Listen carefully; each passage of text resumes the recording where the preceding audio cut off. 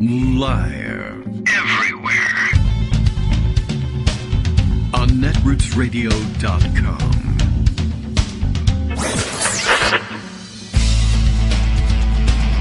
David Waldman. Kagro. In the morning. Now, here's David Waldman.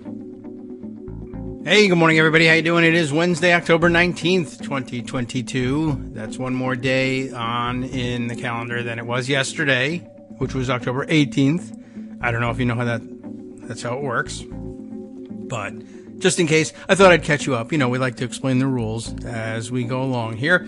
It is, all right, it's Wednesday. Time for another show. Time for another Greg Dworkin appearance as well. We've got 2 left this week. The week is just flying by.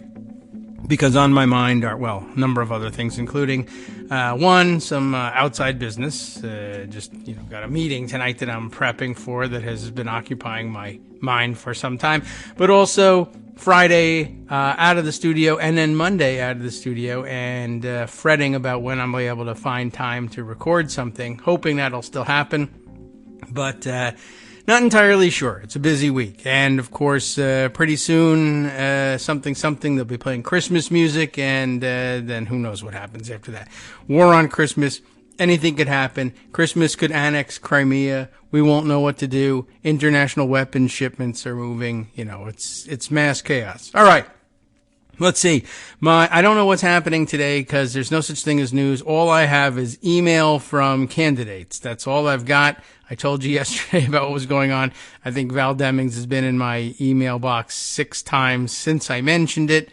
I mean, seriously, I'm just my inbox. I mean, I'm marking these things as read to get them out of the way. But as I'm reading who these emails are from, let's see. My latest emails. Martin Sheen. I just really doubt Martin Sheen is actually trying to contact me, but I'm just curious. In the last couple of days, if I do a search of things from Martin Sheen, I'm just kind of curious what comes up here. There we go. All right, so let's see. For October of this year, I have 1, 2, 3, 4, 5, 6, 7, 8, 9, 10, 11, 12, 13, 14, 15 emails from Martin Sheen. None of them, I believe, are actually from Martin Sheen. A few of them have come via other third parties, any number of things that I have. So that's how my day is going, just in terms of keeping up with my email. It's not spam, but okay. And let's see, Val Demings. So here's my email, all right? Martin Sheen, Val Demings, Google. Kamala Harris, personal email. Google, sending me something else. Val Demings again. Catherine Cortez Masto, Joe Biden, Fred Gutenberg, personal email. Val Demings, Adam Schiff, New York Times. Val Demings, Kamala Harris, Adam Schiff, Catherine Cortez Masto. Val Demings, Catherine Cortez Masto, my bank. DNC headquarters, Apple, with garbage. But let's see. Oh, and this one is about Val Demings, but isn't from Val Demings. Martin Sheen, Joe Biden, personal email. Val Demings, personal email. Raphael Warnock, Ralph. I'm sure he really appreciates that. Val Demings, Catherine Cortez Masto, personal email. New York Times, Adam Schiff, my kids' high school, Daily Kos. Okay, so that's about the last day's worth of email or so. And it's getting to be excessive, and I don't even know whether they can put money to use at this point as effectively as if we had done so earlier. But hopefully you've all got your contributions in. And I guess, really honestly, I know it's sometimes difficult to deploy last-minute contributions, but they also patch holes in campaign budgets where people say, all right, there will be last-minute giving. A good campaign manager knows this. And although they won't be able to ship those dollars out to the field in time to do anything, they will help fill the gaps of money that's needed now and anticipated donations later, where they'll essentially borrow money or move funds around, or even actually outright borrow from someone or from a bank or from the candidate themselves, put that money in the field, and then the contributions come in and help fill that gap. So Don't stop with that, though. It's certainly also time to consider, it's past time to consider shifting your interest in the campaigns to GOTV and other volunteer activities. And you can do both because your money could be doing that work for you while you're in someone else's office making calls or even making calls from home these days. The newfangled technology makes it all possible. Anyway, so we complain, but we have got to get out there and actually win these races because disaster looms unless we do. Joan told you all about that and described some of those disasters in great detail yesterday. Today, I'm sure we'll do more of the same. And it looks like Pocket is filling up once again with pictures of the former guy as people track down his various crimes and other bits of wrongdoing. So I'm sure we'll be over some of that stuff today. What else is going on? Boy, there's a whole lot. Also, murdery Trader Green showing up in a lot of pictures in my in Pocket today. But then again, also lots of Republicans spending their time complaining about litter boxes. So, you take it as you will from there. Okay, let's see. The raft of stories also filling up. Greg Dworkin getting ready to come and share some of those with us today. Anything that demands early attention. I know I have prepared today the story that Joan shared with us yesterday. We didn't get into the details of it, but I think perhaps we'll spend some time diving into it, maybe in the second hour, about Jared Kushner's book being snapped up in bulk by the Trump Political Committee. At the same time, the Trump Political Committee also burning 91 cents of each dollar raised to raise the next dollar. So, things not going particularly well over there.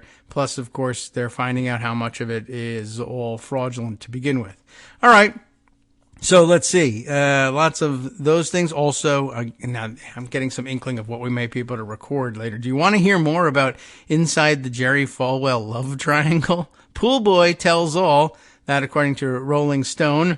Perhaps that makes a good weekend read, or does it make a good weekend recovery read? I'm not sure which. All right. Maybe we can take a quick look at it. This is, I don't want to get into anything that we're going to have to interrupt when Greg arrives, but I'm just sort of interested in finding out how much money was actually spent on this nonsense, the idea of buying up Jared Kushner's book in bulk. However, I can't seem to get there because there's a gigantic pop-up ad in the way. But it's at Forbes, and they like to fill the whole screen with their ads. Here we are. A Trump Political Committee bought $158,000 worth of books shortly after Jared Kushner published his best-selling memoir. And why would you have to buy so many of them if it was best-selling all on its own?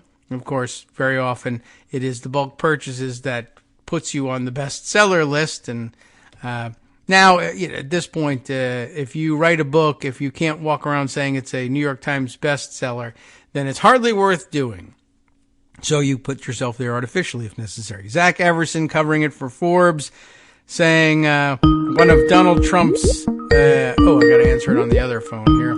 One of Donald Trump's political action committees spent $158,000 on books just weeks after Jared Kushner released his memoir. Certainly no one is under the impression that Donald Trump bought himself $158,000 worth of books because he loves to read. It's the same book over and over again. It's a book about working with him, of course, written by his son-in-law, and he's got no interest. I'm sure he wouldn't read any one of the copies, no matter what.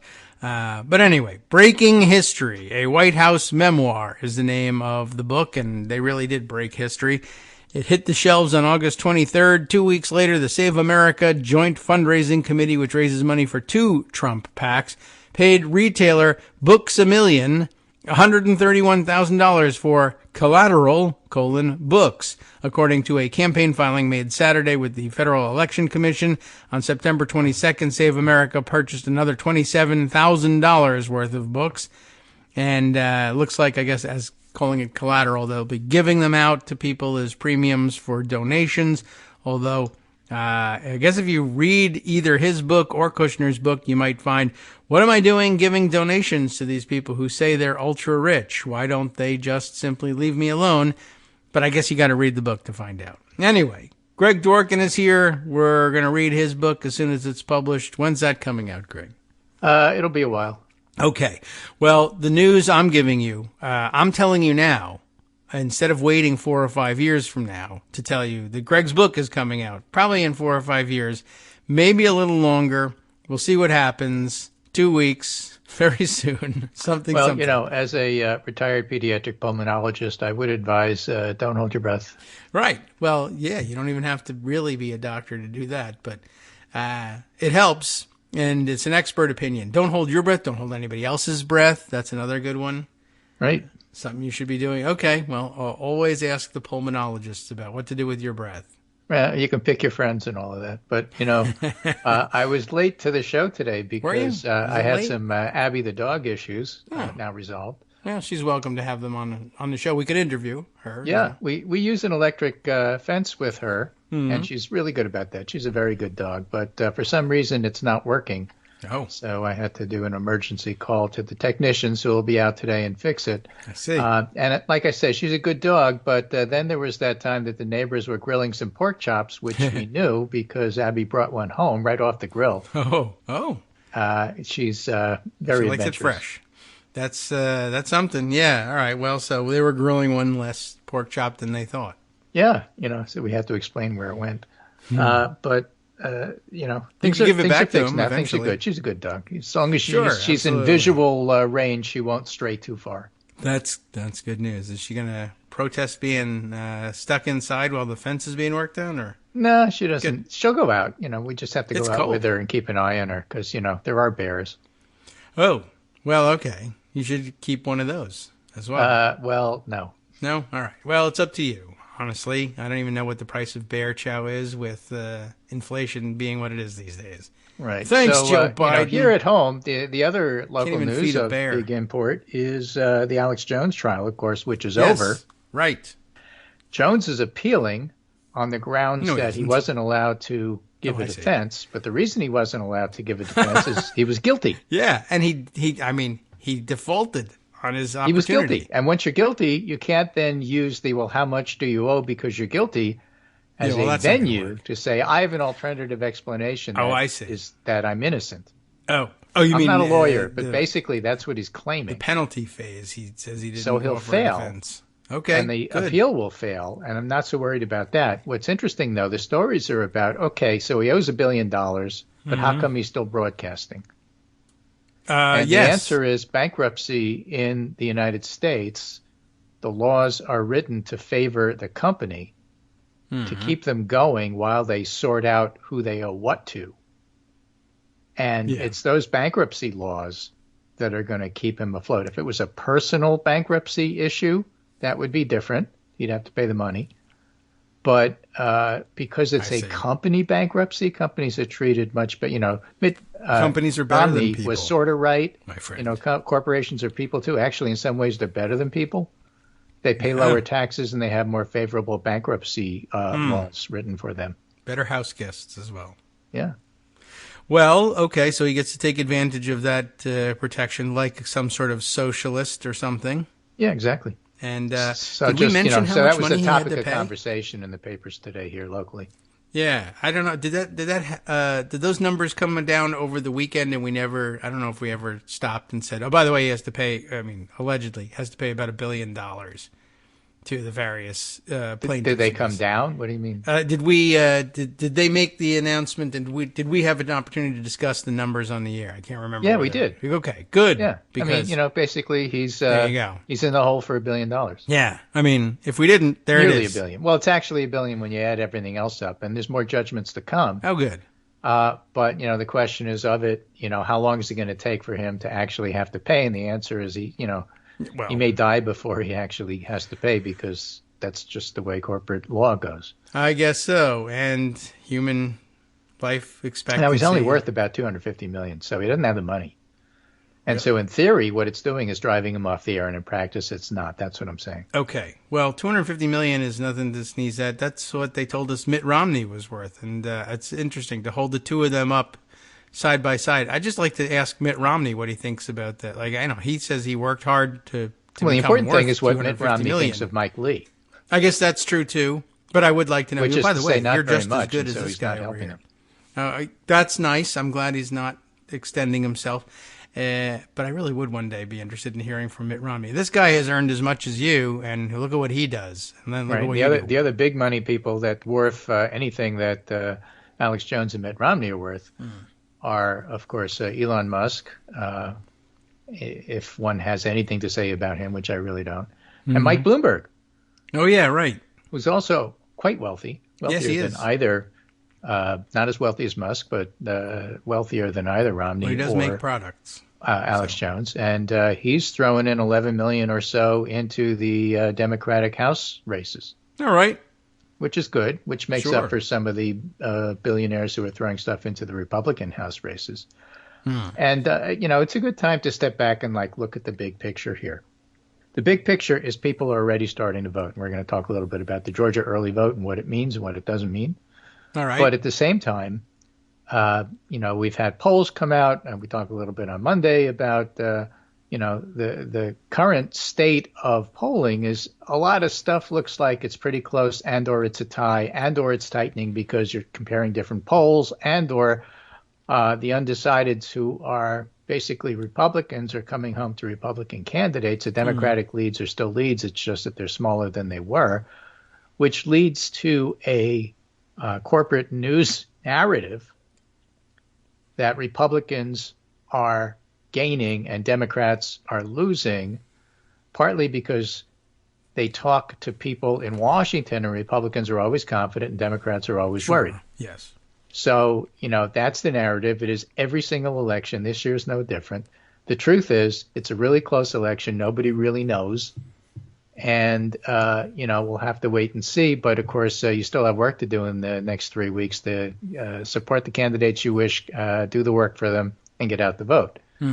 So Brian Schatz, who's a Democratic is he a senator? He's a senator from Hawaii. Oh, yes. Right. I always forget. I know he's from Hawaii, but I always forget he's a senator. And he gives is that pretty vibe. good at Twitter and other social media. Yeah. And he gets on and he says, look, I get on this website and check the latest polls and worry like the rest of you. But the thing is, these races are all close and we decided how hard we work over the next 3 weeks to get off the website, pick a campaign, volunteer or call or give.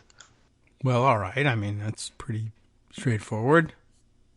Oops. Oh, lost Greg. Oh, Abby came and hung up on us. Did Abby press the button? No, you see what happens when I hit the mute button so I can cough, except I hit the hang up button instead. Well, do not try this at home. It's an extended mute. Yep. I mean, it makes a little noisier. Okay.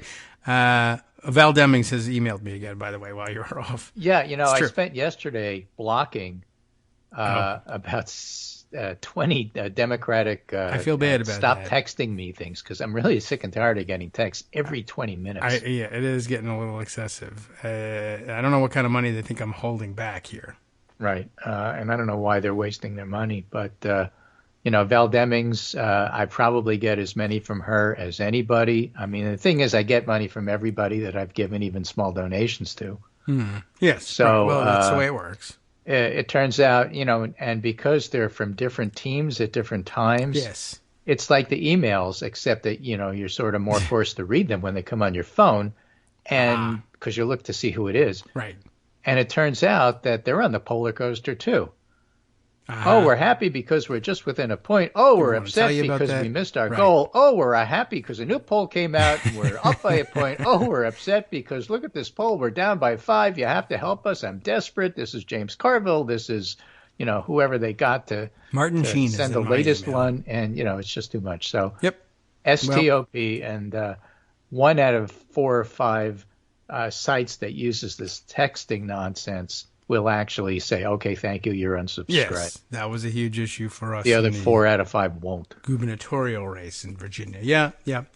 I know. It's difficult. Okay. Anyway. I'll vote so, with that going on, early vote starts. It's now 2 days under our belt for Georgia. And I haven't seen the exact percentages, but early vote is very popular in Georgia. It might even, if I'm not mistaken, be, if not the most popular way to vote in Georgia, close to it. It's certainly broken all the records for previous numbers. That I've seen. Well, for midterms. Okay, well then it's broken that record. Right, and early vote all counts the other as ones ordinary midterm turnout. There is a terrific site for those of you who want to follow along, which is I'm going to give it to you once I find where. And this will break every record for websites you've been given today. Yes, well, once you restart Skype, it disappears and isn't the place where I want. But there it is. So the demographics here are quite interesting, and the author Ryan Anderson compares gender breakdown, race breakdown, and age breakdown to previous years. All right. Which is to say 18, 20, and 22. 18 was a midterm. 20, of course, not only had the presidential race, but we also had a runoff. Yes, right. Georgia. Okay. And then 22, which is now. And what he says is a couple of hundred of you have found the new page I launched last night, and that's what I just sent you. Okay. Right now, I'm ready to look. It only has gender white versus black and 65 plus. It's a weird electorate so far. He says we're basically seeing 2020 volumes. That's the presidential year with 2020 racial demographics, which is good because that's a year we won. Okay. And but 2018 age demographics, which is to say there's a lot of old people. All right. Now, one reason we could be seeing this is a lot of old people, a lot of these older voters voted by mail in 2020. Don't forget there was a pandemic going on. How could I forget? 493,000 people over the age of 65 voted by mail in 2020, and only 141,000 folks in that age group have requested a mail ballot this time around. Mm-hmm. So it's not just 493 is the total that voted in that year, and 141,000 is the total requested for this year. So it's a fraction, and that means that instead of voting by mail, they're voting early. Yes, or they so it's an older group because that's why. Okay. Now, hopefully, they're a Democratic group. We don't quite know that yet. But the data point is that young voter turnout is up over 2018. It's down compared to 2020's general and the runoff, but it's up compared to 2018. So if you're looking at under 40s, which is what counts as young these days. Spring chickens. Under 40. All right. Okay. 2018, 15,609 at this point. In 2020, it was 49,000. In 2021, which would have been the runoff, was 54,000. And now we're at 25. So 25 is more than 15 in 2018, but not as much as the 50,000 or so for the presidential. But that's still pretty good. And the total numbers are at presidential levels. And as a matter of fact, Gabe Sterling, remember, Gabe Sterling is an election official. He's Brad Raffensperger's deputy or assistant or whatever, same team. Complaining about, they're trying to assassinate me. I remember that guy. Well, he was not a Trumper. Absolutely right. Yeah. No, he gave a very forceful speech about but he's very good. I mean, he's one of these attack. I do my job kind of guys. Yeah. So our team here at Georgia Secretary of State is reviewing turnout today. We're seeing record numbers again. As of 5 p.m., we've seen over 100,000 Georgians cast early in-person votes, another record. This for day 2 of early voting. All right. So keep voting, what's happening is that the combined day 1 and day 2 are continuing to set records, and it's not going to change. No, but here's John Kovalin, who's a pollster who follows this stuff on Twitter. Turnout was off the charts, more than doubling if you combine day 1 and day 2, from 135,000 on day 1 to 291,000 cumulative on day 2. So more than doubled. The black percentage on day 1 was very high at 38.5, and the black percentage in day 2 dropped. That usually happens, according to Ryan Anderson's charts. That's year over year something that's expected. The cumulative sustainable black turnout remains constant throughout early voting, but you're going to have the highest numbers on the first day or two. Yeah, that's either way. That's something we'll definitely track, since black percentage of the electorate in the Deep South is the primary measure of Democratic voter intensity. So the fact that it was setting records on day one is great. Good. And by the way, early voting can and does matter a lot. It does, and it means something. And I mean, I guess it should be taken as a measure of enthusiasm for showing up on day one and casting all those ballots, and somewhat less on day two, but still more. They're coming. But there was a big rush to get your vote on record as soon as possible in this race. Great. Now, if you're looking for overall what we know of the vote so far, including places like Florida. Okay. California, Idaho, Maine, Maryland, Nebraska, vote by mail, New Jersey, North Carolina, vote by mail, Pennsylvania. So far, all states. It's not favoring Democrats the way that Georgia is. Oh. So compared to 2020, and this is not compared to 2018, so I'm not really sure, but compared to 2020, for example, California, total early vote 662,000 in 2020. So far in 2022, it's only 300,000 instead of 600,000. The Democrats led 57-22 in 2020, and now it's 49-27 in California. But don't forget, that was a pandemic year, so the Democratic votes are going to be highly juiced. They're the ones that thought the pandemic was real and didn't want to show up in person. So it's really difficult to compare year to year. And all I'm saying is that some of the numbers look good for Democrats, some of the numbers look good for Republicans. It's too early to tell, and you just get a flavor of what's going on. Hi, I'm Scott Anderson, the guy that writes the daily summary for this show, Kagro in the Morning. Thank you to everyone that supports this show. Many of you send donations through PayPal, Patreon, Square Cash, Radio Public, and so on. Some of you write your own essays and send them in, or read articles with your own commentary. We appreciate it. Now, some of you are listening to this and thinking, I'd like to help, but isn't there something I could do that wouldn't require money or effort? Why, yes, there is. You can just like us. On Daily Kos, they call it the recommend button. YouTube has a thumbs up. There are hearts and likes and love buttons. Tap our love button. Tap our love button every day. Share our shows and summaries on Facebook and Twitter, YouTube and iTunes, Stitcher and Amazon. Most of these places allow you to write a review, so a sentence or two would be great. Recommend us to social media, or tell your friends to listen to the show. You aren't just helping us, you're helping them find their new favorite thing to listen to. You could change the world. So thank you in advance from me and everybody else in the world.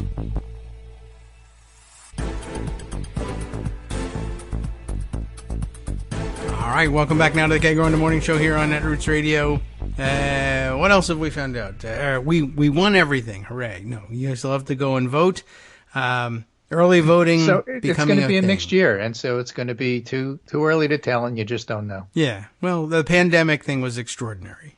Yeah. So, and again, it's a presidential ruin year. Stats forever. So comparing 2022 to 2020 is difficult. You're better off comparing it to 2018 where you can, and I haven't seen a lot of those numbers yet, but Mike McDonald over at the Election Project, yes, I mean, that's his academic thing, is to count votes. The early count surpasses ordinary midterm turnout, and that's in elections overall, not just Georgia. U.S. Elections Project, this story from ABC News, and it's the first one in the pundit roundup, shows more Democrats have voted early than Republicans. Okay, good. I mean, it's clear we're above 2018 midterm at the same point in time in states where we have a comparable data pool to look at, McDonald said. With 21 days and millions more ballots left before November, McDonald noted the 2022 turnout is likely to be on par with 2018, which broke records previously set more than a century earlier. Midterm elections typically turn out fewer voters and during years where a presidential election is held, but the recent numbers indicate a growing trend of participation over the past few years. All right. I'm happy to have that participation. So growing. That part's all good. Yes. And again, very much worth following this. There's that story so that you have it too. And, yes, I should. I don't have a raft of stories for you posted already because I was rounding up Abby. But nonetheless, But they are in the roundup.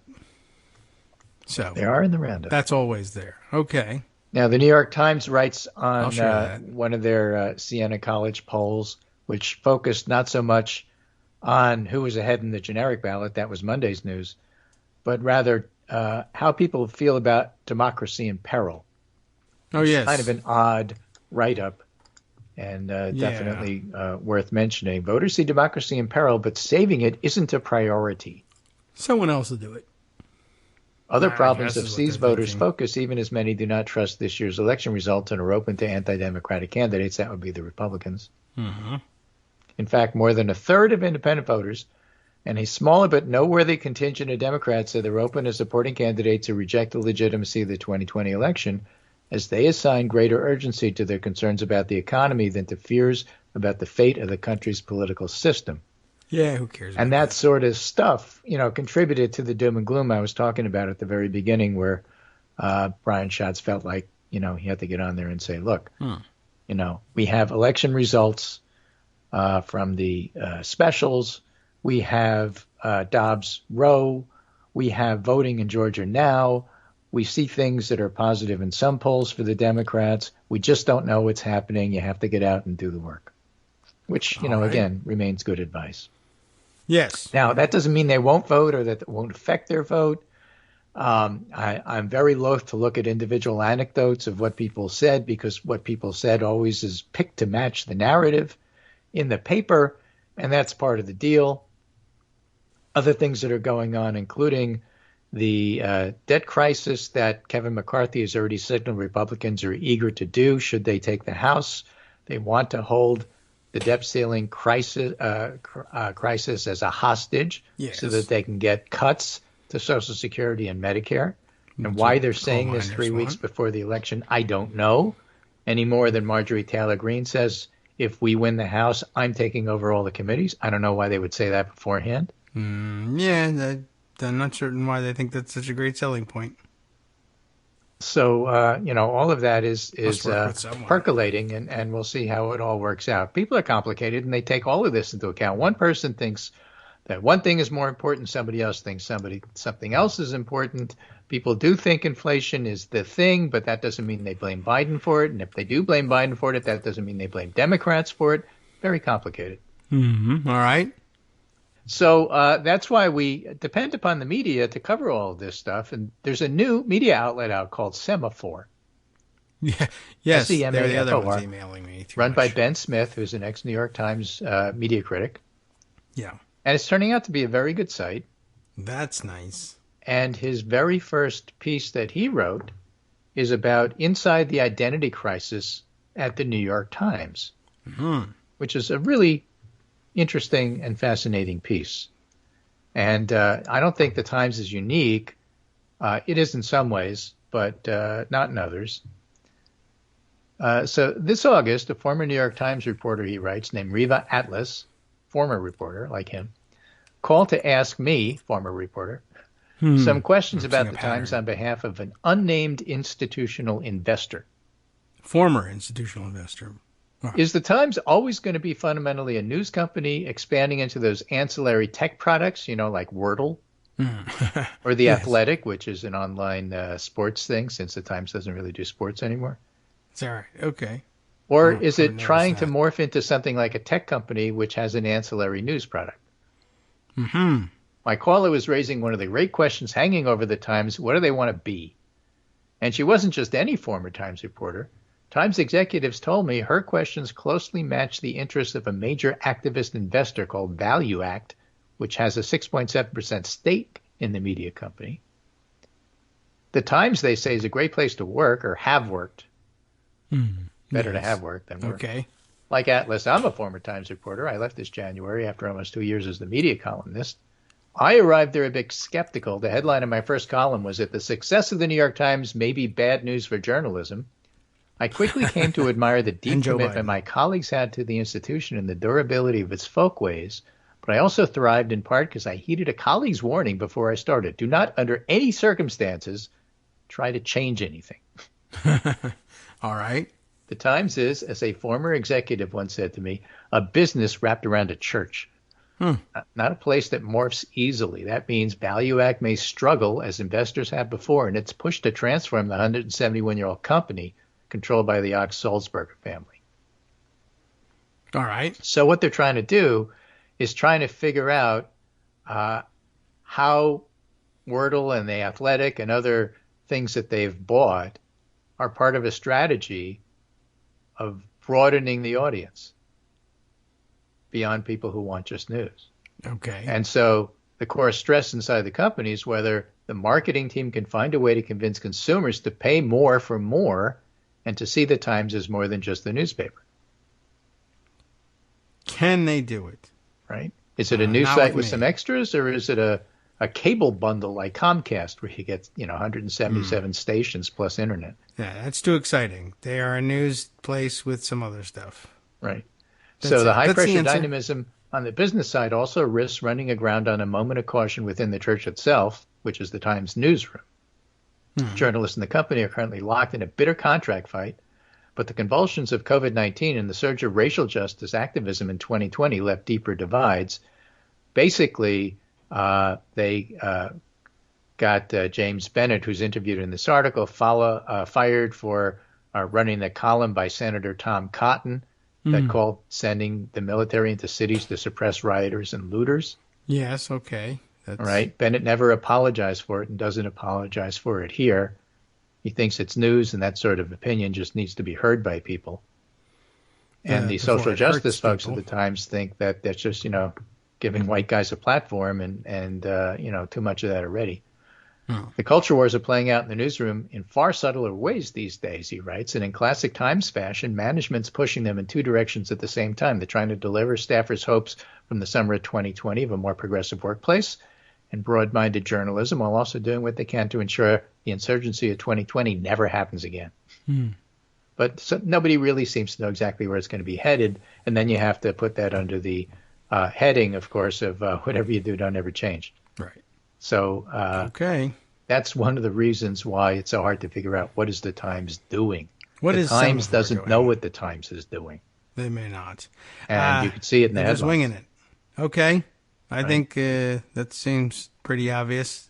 He writes, on the traditionalist side, dull memos announcing changes to policy for Slack and social media aimed at ending freewheeling internal debate seems to have worked. Oh. And editors have assigned a set of skeptics to write about some of the most sensitive issues in the American arguments about race and health and identity. Some are insiders. And there's a lot of stuff I'm reading in Barry Weiss that I'm reading in the Times now, says one Times journalist reporting to the former opinion editor who quit amid the internal conflicts in 2020. For now, regular programming has resumed with a promise of a transformation just around the corner, but everybody's sort of given up.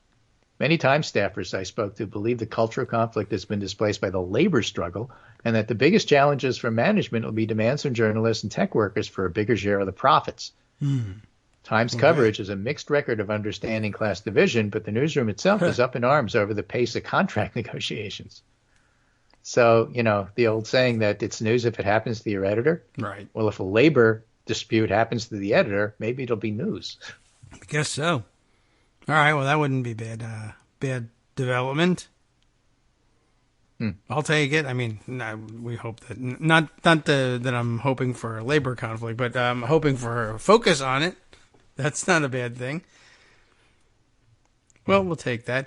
We'll take that. But it's helpful information to digest as you look at the New York Times from day to day and try to figure out, not just on any one day, but why did they cover it like this? Why did they take something that's so obviously something that's bad for Trump and write it as if it's neutral or good for Trump? Why are they not totally on the side of democracy and playing both sides on stuff that they shouldn't be playing. But, well, it's because they want to, because they haven't really figured out what they want to be. But I'm not what certain they do what know that is this is the way we did it in 1960, and so, you don't change things at the church very quickly. I guess I don't know what they thought they were in 1960. I don't know what that is about that was so great. I don't know why they think this reproduces that. And I don't know. I'm not certain how being a technology company, something requires. Well, I think, one of the more revealing things about the Times isn't so much the news or the editorials. It's, opening up the wedding section. That seems to be their. Now that has stayed the same. And people that's seem the to point. Like that. And who do they cover?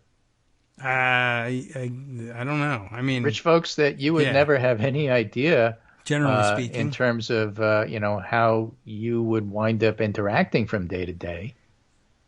Yeah. And this society wedding and that society wedding. That's their audience. That's always been their audience. I didn't even.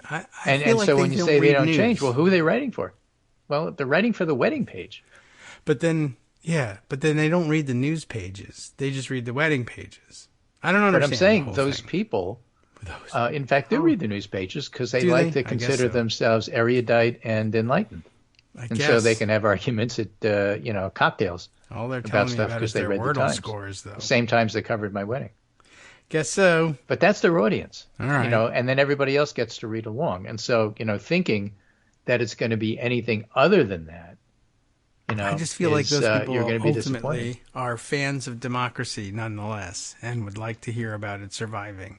I feel like that's ingrained. I didn't want to go over the whole James Bennett interview, but now you feel you have to. Only part of it. He said that the Times and its publisher, James Bennett said, wants to have it both ways. Sulzberger's old school in his belief in a neutral, heterodox publication, but they want to have the applause and welcome of the left. And then there's the problem on top of that they've signed up so many new subscribers, and the expectation of those subscribers is the Times will be Mother Jones on steroids. Oh, and is it that never their will expectation? Be. I can't imagine why anyone would expect that. I'm usually told people who want that are told to not subscribe, but I guess they have subscribed. A lot of his interview is about his interactions with Sulzberger, the publisher, and I'm not that interested in that. But if those who are, it's a great piece, and you could read it. But, the point of view is the Times is never going to be Mother Jones, and anybody who ever expects it to be or holds that as the standard is always going to be disappointed. And that's my point about their really writing for the wedding page. That's their major audience. All right. That's who they are. You need to shake that up. Cover some crazy weddings. Star Wars cosplay weddings. How come they don't cover that? Yeah. Well, all right. I'm just glad to know finally, after a month of promoted tweets, what Semaphore is doing. Quite tired of that, actually. So I remember going back to my intern and residentship and fellow days, back when I was in New York City. New York City. Doing those things. Yeah. And whenever we wanted to raise money for pediatrics, we would have a gala event. No. Why it was always a gala event, I don't know. Yeah, it's like you invent a new golf tournament and it's already the whatever classic named after whoever it is who sponsored it, right? How can it be classic? It's your first year. I don't know. Yeah, right. But it's always a gala event. And held it at a national golf course. What's national? And generally speaking, I learned this very early on. This is how the world works, especially in New York. Sure. Relevant to the Times story. Is you go in and you have this big dinner or dance or whatever, and then an award ceremony. Yes. And who gets the awards? The doctors doing cutting research? No. They're schlubs. We don't who gets the award? The awards are the real estate guys. Yes. Person of the year, Why? Because it's the money people who are on the committees to set up the gala. And they want to raise a lot of money for the hospital. Yes. And so they award themselves.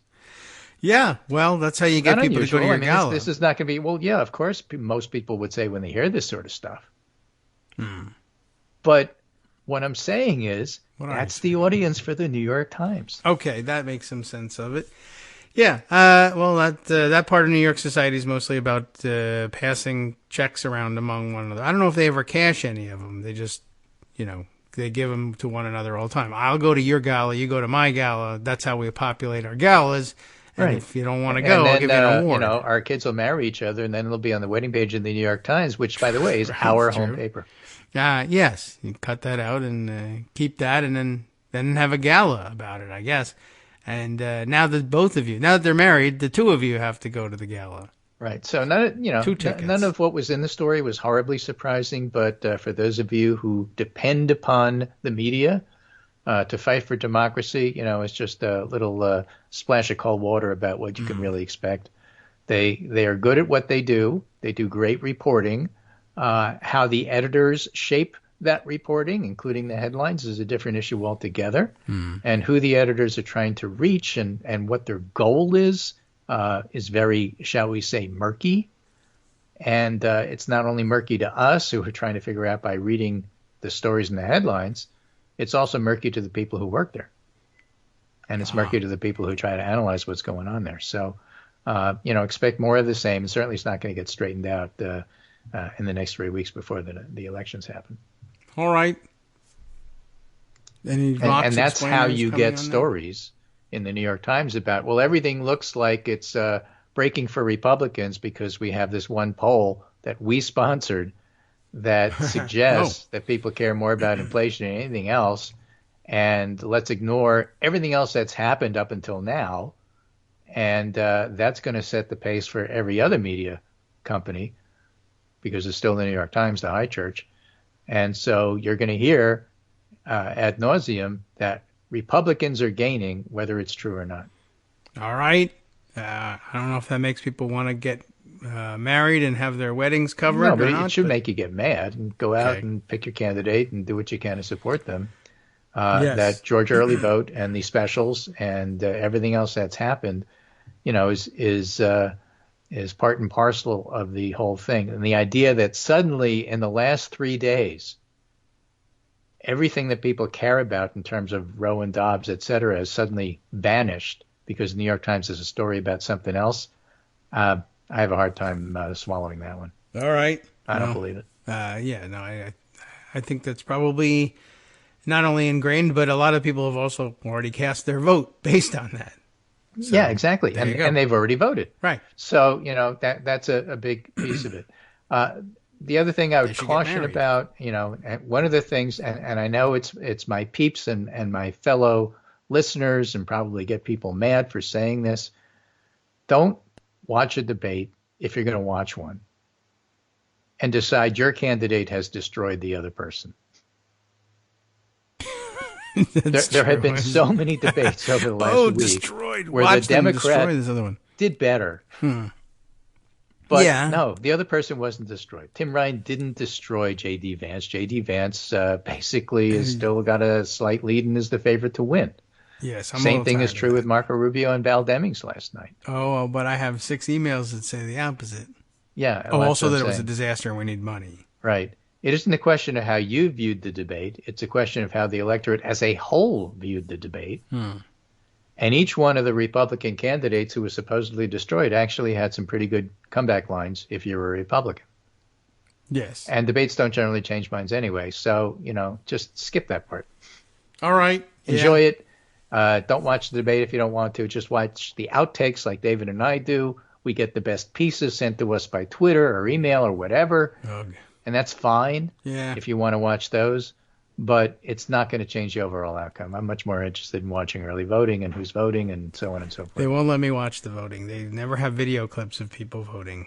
It's against the rules generally. Well, the rules are going to change if the Republicans get in power. So, Right. And there's going to be video of them hitting people over the head while they try to vote. Right. Which is allowed, but you're not allowed to vote. Right. And you're not allowed to film it because it's the police hitting people over the head. So drop your camera. All right. Well, we'll catch up on that. And I guess now we know our strategy going forward. All Democratic candidates should be getting married during campaign season, and then they'll get coverage in the New York Times. Yeah, I guess. Polygamy. And one last thing about early voting and voting numbers, or when you see a surge of voters, I think that 2016 ended the myth that large numbers of voters is always good for Democrats. It isn't. Okay. Sometimes it is, sometimes it's not. Depends upon where it is. Seems like the Georgia vote happens to be coming from places like Fulton County, so that's great for Democrats, but that's not true everywhere. And the point being that when people come out to vote, it's great that they do, but you don't know who they voted for. You may know the racial breakdown. You may know the age breakdown. You may know the gender breakdown. Yeah. But you don't know who they voted for. What if they tell you? Until the votes are counted. Right. And even if they tell you, if it's in an exit poll, you can't really talk about them until it's time to start counting votes anyway. So forget that. Okay. Well, that's a lot to digest. And it also gave me the tangential question of why should we expect the New York Times to support polygamy given their business model and their interest in the wedding pages? Why not? I don't know. They haven't come out with a position on that one. Also, by the way, John Durham lost his big case, and he's from Connecticut. So I thought I'd throw that one in there. He is from Connecticut. So it's their there's fault. an old Simpsons episode which was brought to my attention this morning on the Pundit Roundup. They predict everything. About the Stonecutters. Okay, I remember that one. Yeah. Parody of the Freemasons. What's new? Yeah. If there's a Connecticut chapter of the Stonecutters, perhaps it's time for John Durham to come home and, get settled in with spending more time with his extended family. Okay. So John Durham lost everything. Yes. He spent millions of dollars, unlimited budget. He was going to expose the deep state hoax about Russia and Trump, and he's failed pretty much on every turn. There was actually a triple threat of Trump legal jeopardy stories. The Steele dossier source acquitted the person John Durham was trying, the last person he was prosecuting. Yes, Igor Danchenko. In a loss for special counsel Durham, says the Washington Post. Yeah. Also, there's a new Woodward audiobook from the Washington Post, shows Trump knew that the Kim letters that he possessed at Mar-a-Lago were in fact classified, because he told Woodward that. He said, I've got these letters. They're really super classified. I'd really love to show them to you. And Woodward said, well, show them to me. And Trump said, I can't. They're classified. But then did anyway, probably. Well, it's not clear from the audiobook whether he did or he didn't. But the point is, he now claims everything at Mar-a-Lago was declassified. Right. But here he says, no, it wasn't.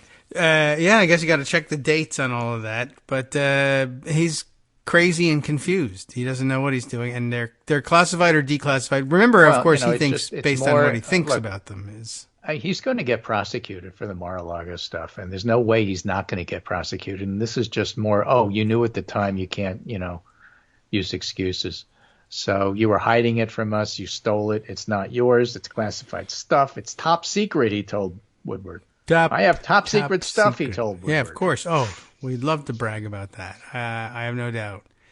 That's interesting. He tells him it's classified, can't show him. I think he was showing it around probably. Eventually they'll have that to prove as well, that down at Mar-a-Lago he was probably Well, that's the thing. I don't know that Woodward is a Mar-a-Lago member, so he probably didn't see it. Everybody else there probably did. Yeah. Including all the Chinese and Russian spies. Right. The Saudi spies, some of them can actually Iranian read spies. Everybody saw it except Woodward, because Woodward isn't a member. Right. You got to pay your $200,000. Then you can see it. Right. Are and they then written there's in the Korean? third one, because things come in threes. Oh, yes. In documents review, Special Master tells Trump team to back up privilege claims. Again? This is happening again. Well, this is for the attorney-client privilege stuff that wasn't part of the 100 documents that have already been removed from the Special Master's purview. Okay. But you may recall that as per protocol, when the DOJ goes in and takes those documents from Mar-a-Lago, they have a filter team that looks through it to see if there's any attorney-client privilege stuff. Yeah. So that's set aside, very small amount of the total number of documents. And this is about that small amount. So Deary says to the Trump team, so you are claiming some of this is privileged? And they say, well, yeah. And Deary says, how, why, what's your basis? Reason? Okay. Normal question. Normal. In other words, Deary is acting like a normal judge, not a Trump judge. You say this is privileged, so therefore that's enough for me. Yeah. In fact, he sounded rather skeptical. The subheader in the New York Times, what's the expression, where's the beef? I need some beef, Raymond Deary, the independent arbiter, said during a conference call. That's how old Raymond Deary is. I mean, I remember it too, but I know better than to make that my reference. Right. So technically, Deary complains as the story that the log of an initial batch of documents over which Mr. Trump is seeking to claim privilege lacked sufficient information to determine whether the argument was valid. Okay. Deary encouraged Mr. Trump's lawyer to give him a better sense of why they believe the documents could be lawfully shielded from the Department of Justice inquiry into whether Mr. Trump unlawfully kept classified records. Mm-hmm. It's a little perplexing as I go through the log. Where's the beef? All right. I mean, so that's separate from the fact that Judge Cannon's creation of the special master to begin with is being appealed at the 11th Circuit, and we still haven't heard from them. Right. So anyway, they give examples. Judge Deary seemed doubtful, for instance, about one document that Mr. Trump's lawyers claimed was his personal property, not a government record, but also claimed it was protected by executive privilege. So, yeah, he heard something on TV about executive privilege and said, I'll claim that. Right. So unless I'm wrong, and I've been wrong before, there's certainly an incongruity there. How could it be your personal property but executive privilege? Executive privilege are for things that belong to the government. So what's going on here? I don't know. I'm an executive, and I'm very privileged, and that's mine. So therefore, executive privilege. I guess that's it. All right. Maybe you can send me that article. Maybe we can take that apart as well. But, okay. Okay. Again, good. At the very, very bottom of the pundit roundup. But all right. I can find it then. All right. I have the triple threat there at the very, very bottom. Okay. So that's basically the news. No reason to get excited that we've already won. We haven't. No reason to think we've already lost because we haven't. There's some reasonably good news out in the election voting information. Whatever the polls say, at this point, the votes are going to be more important than the polls. Yes, so go cast yours. That's yours. The story. Okay, that'll do. And I'll see you when? Tomorrow. Today's Wednesday. Today's my Wednesday. Goodness. Thursday. I'll see you Thursday, and then I'll see you next Wednesday.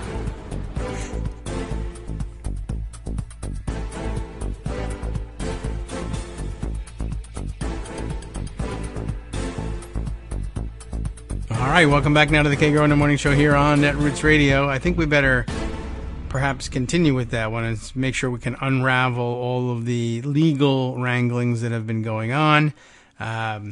But in that way, we'll leave the decks clear for tomorrow for discussion of other larger issues. For instance, I know Greg wanted to get around to it, and we have the chance to do it tomorrow. Get around to the latest of what's happening in the UK and the perhaps collapse of its government. And, of course, in the other UK, the UKRAINE, Ukraine, and figure out what's up there. Let's see. But jumping to the New York Times coverage that he provided to me on the latest with the special master. In documents review, special master tells Trump team to back up privilege claims. I mean, I think the upshot of what's happening here is that, I'm just curious how it would show up with no argument, but I guess probably the Trump team is saying if they take the result of the filter team's review of documents, and the filter team says these things could possibly be subject to attorney-client privilege. And I mean, all they're doing, they're being extremely careful not to expose their prosecutorial team, the actual courtroom litigators, to anything that might be privileged.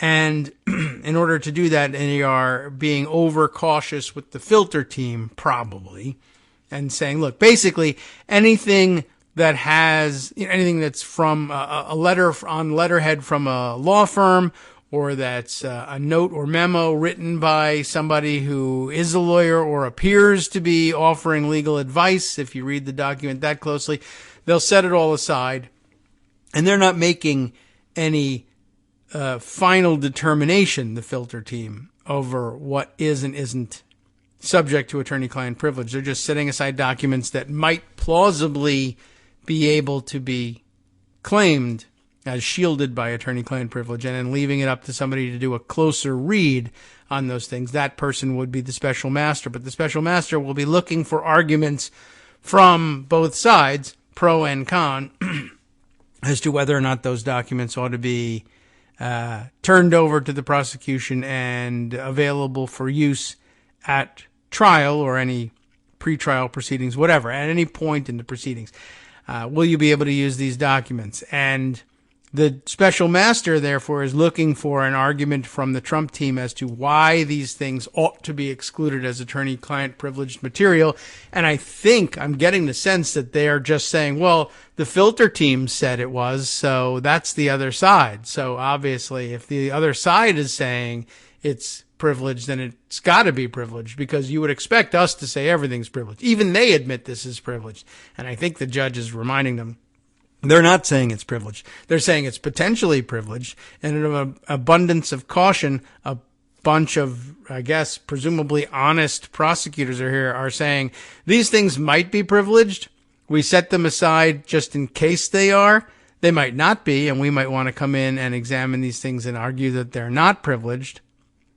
But our being cautious by saying they might be privileged, and we'd like to hear the Trump team's argument as to why they are, and reserve the right to argue against those arguments if they're ever offered, that's not an admission that they're privileged. That's just an opportunity for the Trump team to say why they think they're privileged, if indeed they do think so.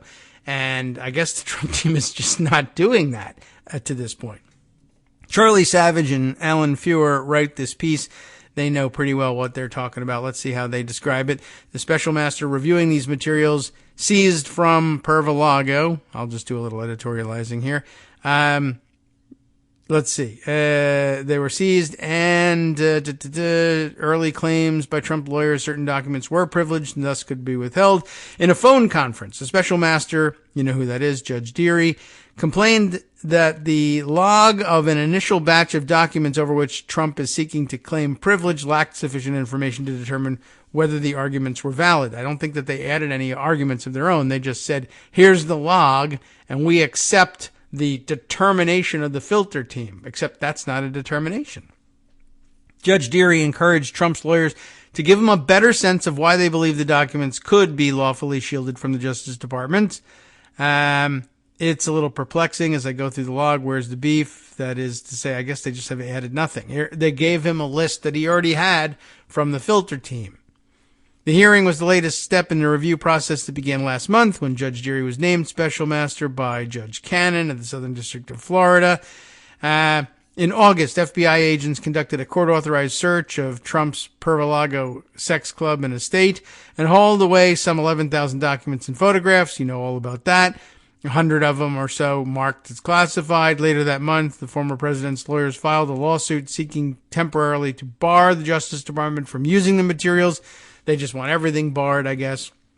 Judge Cannon, surprising legal experts, granted their request for a special master to sort through all those materials. The conference call on Tuesday centered on a small subset of the seized documents which the Justice Department had already set aside from the main trove, though they did so with an eye towards eventually justifying, I should remind you, they did so with an eye towards possibly eventually justifying the release of those documents to the Justice Department. They just wanted to be careful and make no assumptions about what a judge might say with respect to privilege.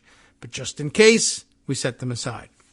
That process was conducted by the so-called filter team, a group of agents and prosecutors who are walled off from those conducting the investigation.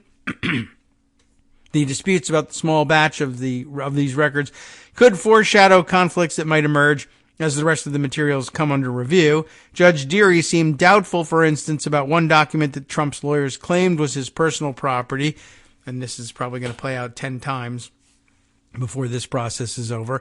This is my personal property, not a government record, but also claims that it's somehow protected by executive privilege, a designation that is generally used for presidential records. I'd love to know what this document is, and I guess we'll find out eventually.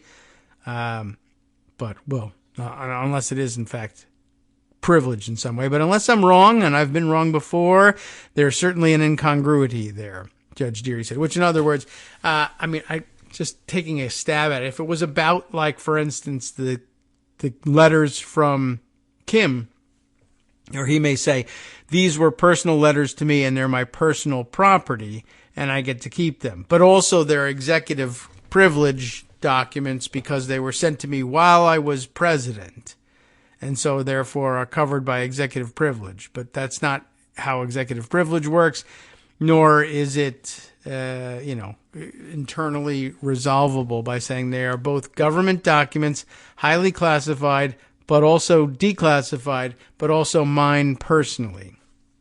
These things just logically don't work out. The judge also said he wanted more information to support the former president's claims that some of the documents were shielded by attorney-client privilege, different from executive privilege. To that point, he asked for the names of any lawyers connected to such materials and suggested that Mr. Trump's team had asserted privilege over other records, even though a third party was involved, suggesting they were not confidential.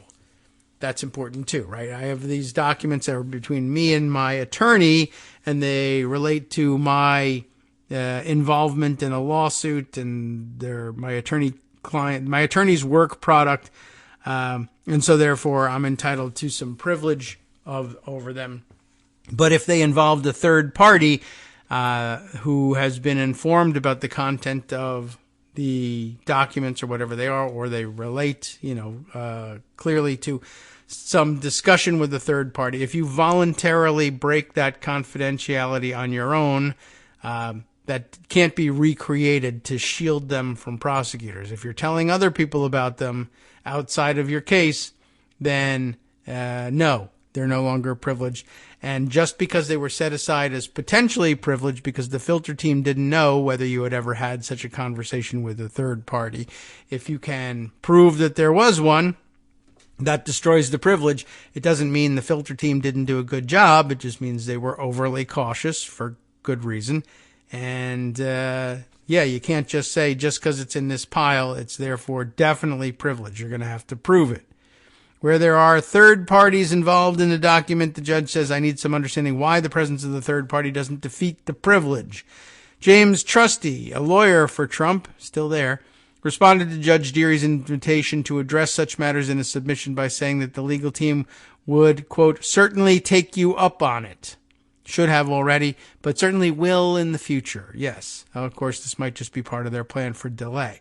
As the hearing got underway, Judge Deary also noted that even though Mr. Trump's lawyers had at one point said that the 11,000 or so documents amounted to some 200,000 pages, the actual number has turned out to be only 21,792 pages. Still a lot of pages, but it's about 10% of the number they were complaining about have to deal with before. The reason for the discrepancy, a Justice Department lawyer said, was that a company hired to scan the documents and upload them onto a database so that they could be shared with Trump's legal team had overestimated the page count and probably gotten paid on, or has billed anyway, for that 200,000. Whether they'll get paid at all, even for just the 21,000, remains to be seen. During the conference, Judge Deary chided both sides, for not resolving more issues themselves, including a dispute over whether a certain unsigned legal letter addressed to the Justice Department had been sent to the government. It remains unclear whether the special master process will play out to its conclusion. That, of course, because the Justice Department recently asked the 11th Circuit Court of Appeals in Atlanta overturn Judge Cannon's original decision to intervene in the case and appoint the special master in the first place. The appeals court has already blocked a portion of Judge Cannon's order and exempted about 100 documents marked as classified from the review. So we wait and see, and still at this point difficult to tell whether the Trump counsel are just incompetent or whether they are dragging this thing out, just playing for time. Oh, I had to make an argument? I didn't realize that. Well, we're certainly going to take you up on that, Judge. We're going to argue something very soon, 2 weeks. And, we'll see how long this can go on for before Judge Deary loses patience.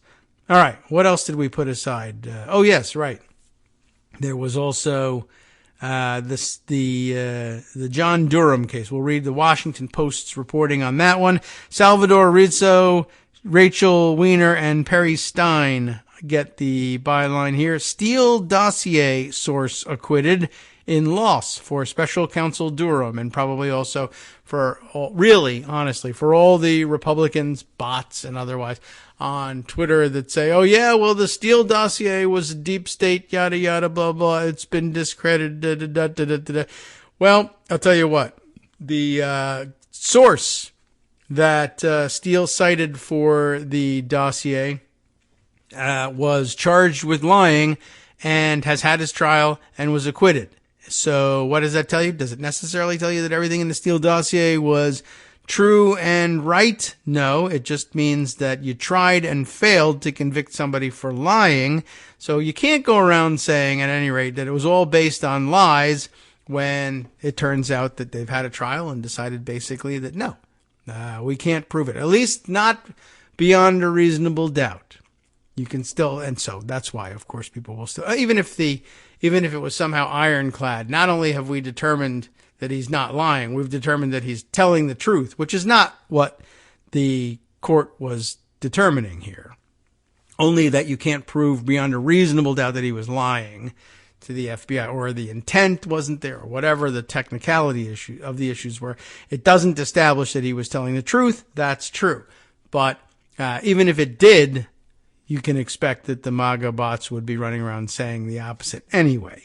So I don't know if that's going to make any difference in what they claim. But here's the story. A jury on Tuesday found Igor Danchenko, and we don't have to root for Igor Danchenko at all in order to be interested in the outcome here. But basically, my interest in the outcome is, can we now finally be done spending money on John Durham? He was out to prove that the initiation of the Russia investigation was rigged by planting evidence and yada yada, and a biased group of characters plotting to undermine Donald Trump.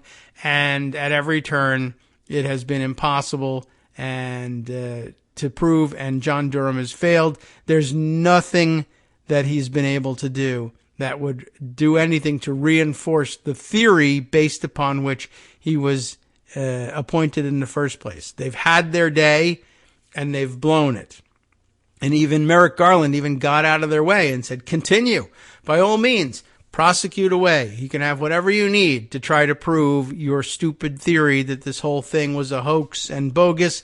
And now you've failed, and I think this should convince you that you were wrong. It doesn't, but it should. So there we are. And like I said, it doesn't mean that we're on Igor Danchenko's side or anything like that.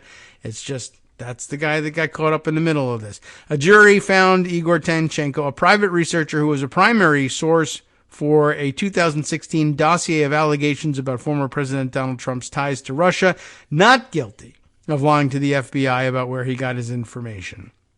The verdict in federal court in Alexandria, Virginia, is another blow for special counsel John Durham, really should be the last one, who has now lost both cases that have gone to trial as part of his nearly 3.5-year investigation. You feel like you wasted your life at this point? Durham, who was asked by Attorney General William P. Barr in 2019 to review the FBI's investigation of the Trump campaign in 2016, is sure to face renewed pressure to wrap up his work following the verdict.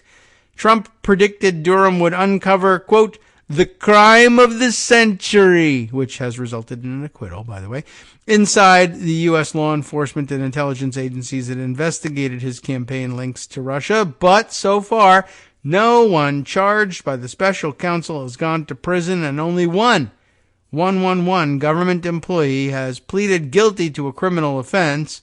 In both trials this year, Durham argued that people deceived FBI agents, not that investigators corruptly targeted Trump.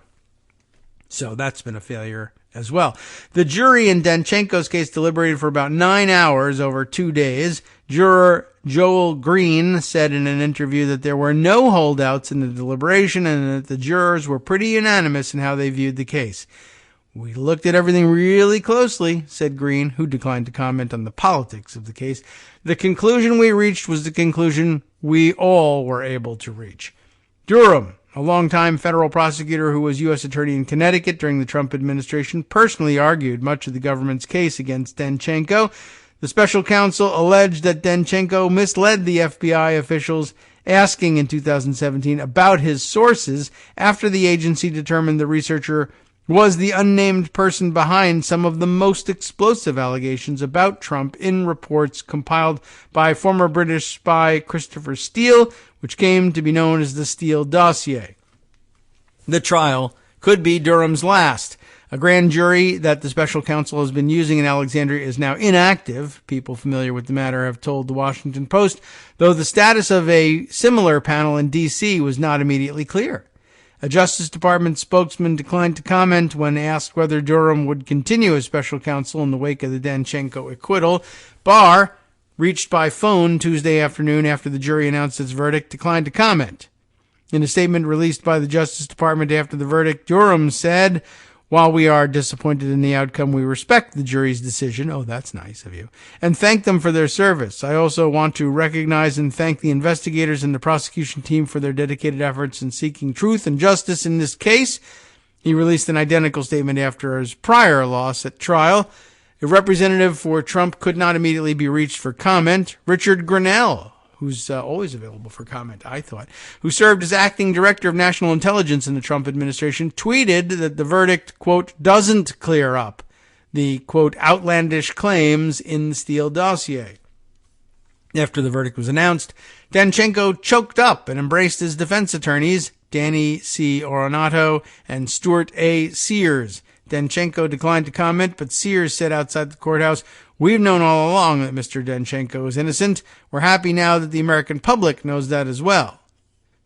To win a conviction, Durham had to convince jurors both that Danchenko lied and that his deception had a material impact on the FBI's investigation of possible ties between the Trump campaign and Russia. Defense attorneys argued that Danchenko believed what he was telling agents was true and that it was not a crime to give unsure answers to imprecise questions. In May, a jury in D.C. federal court acquitted cybersecurity lawyer Michael Sussman, who also was accused by the special counsel of lying to the FBI. A former FBI lawyer, Kevin Kleinsmith, was sentenced to 1 year probation after admitting in a 2020 plea deal with Durham that he had altered a government email used to justify secret surveillance of a former Trump campaign advisor, Carter Page.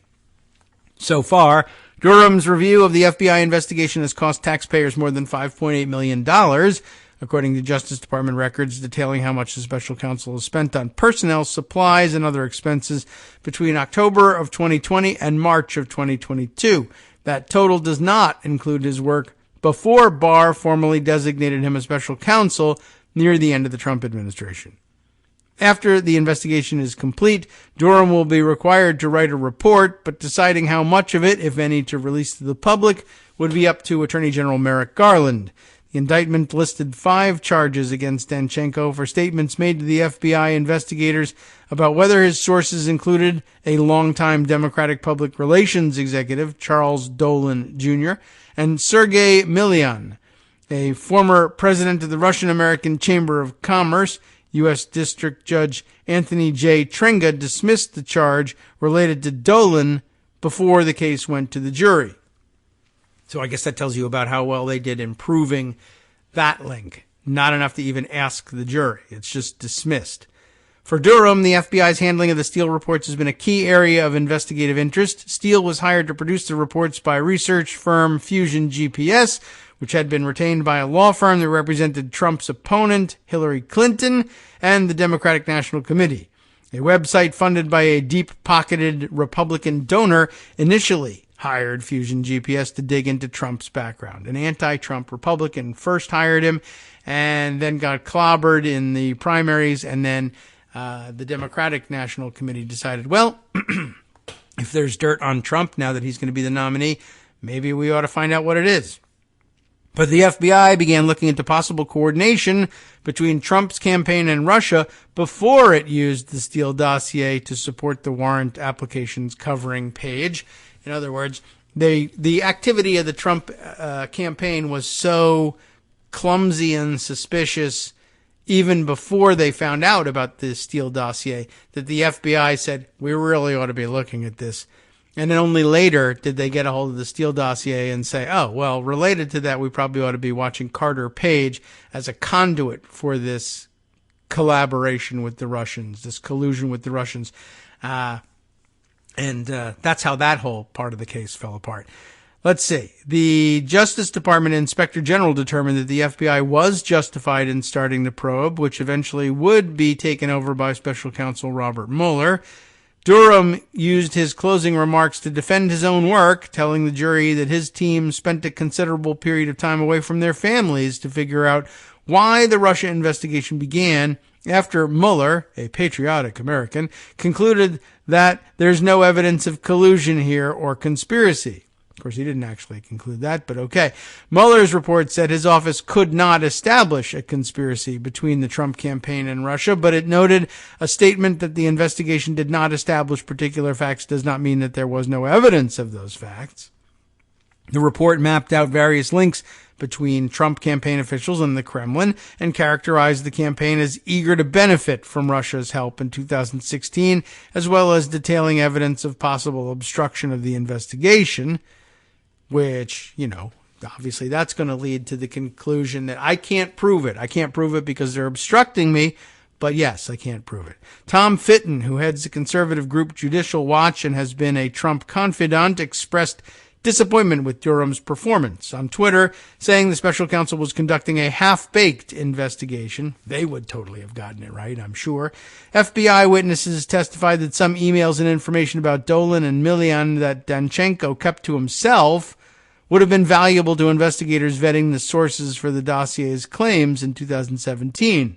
An FBI supervisor who led intelligence analysts in the 2016 Trump probe, Brian Auten, and a special agent working in Russian counterintelligence, Kevin Helson, both testified that they might have taken different steps had they known as much as Danchenko.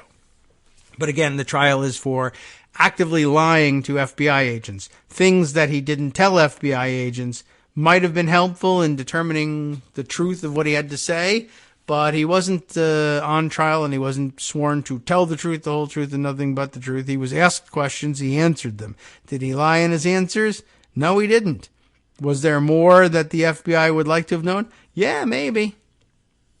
So keep working.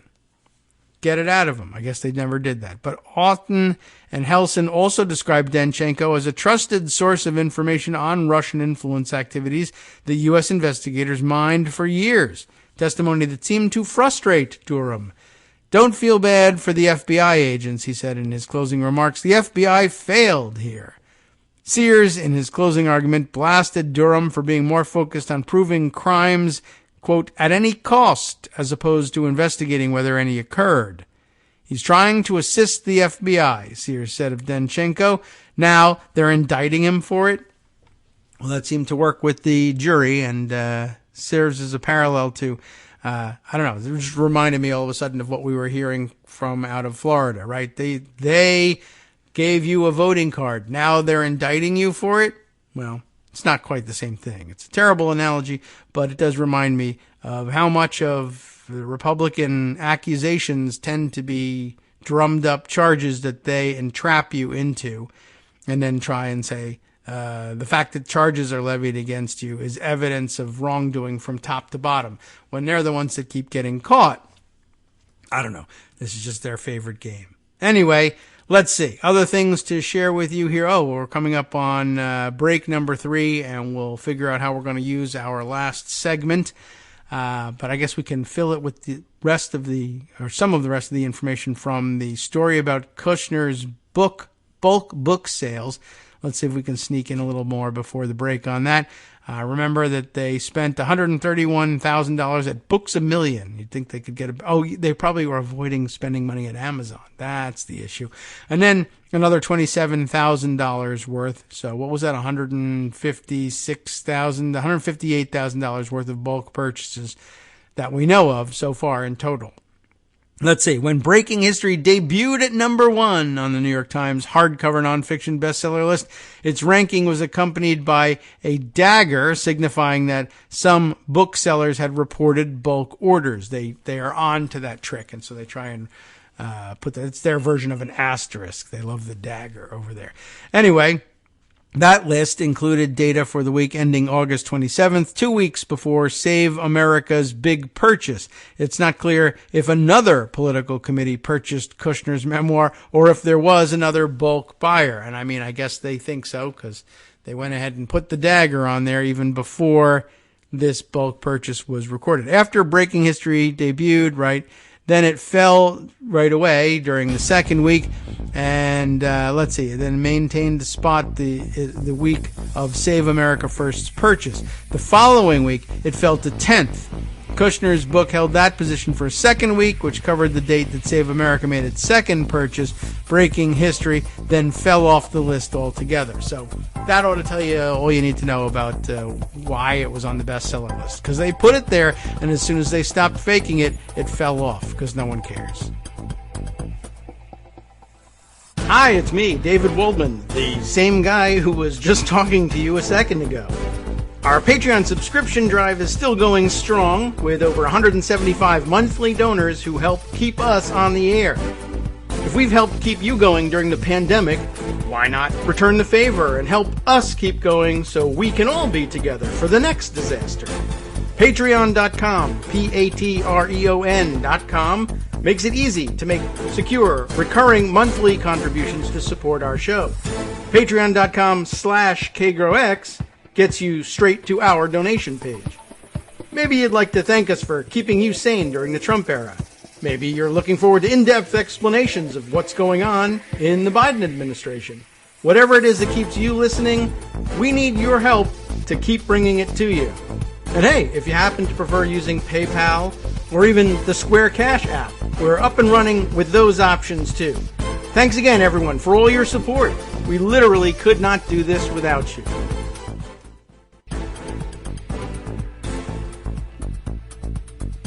All right, welcome back now to the Kagro in the Morning Show here on Netroots Radio. And getting a note here, our friend we haven't heard from in a while, Dr. Monica, has told us here that something that Scott mentioned to me after the show yesterday, that those of you listening to the live stream show on TuneIn, the TuneIn app, I guess TuneIn has decided that they are now entitled to just drop ads in the middle of our content. Now, without respect to when our ad breaks are.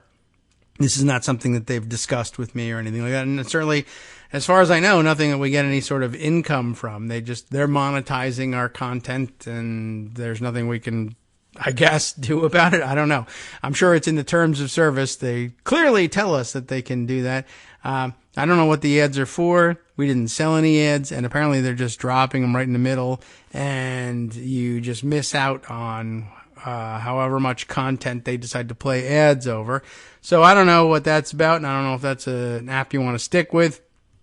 But she was asking, what else can I listen to the live stream that doesn't have that? And of course, the answer is you can always listen to the Netroots Radio live stream. That's uninterrupted by any outside ads. We just interrupt ourselves every once in a while and give ourselves a break. Netrootsradio.com will bring you right to where you need to be. And I think they have some links to the other live streams. There's the TuneIn one is right in the middle here. But iTunes has its own live stream, I guess. I don't listen to the show live. I just do the show live.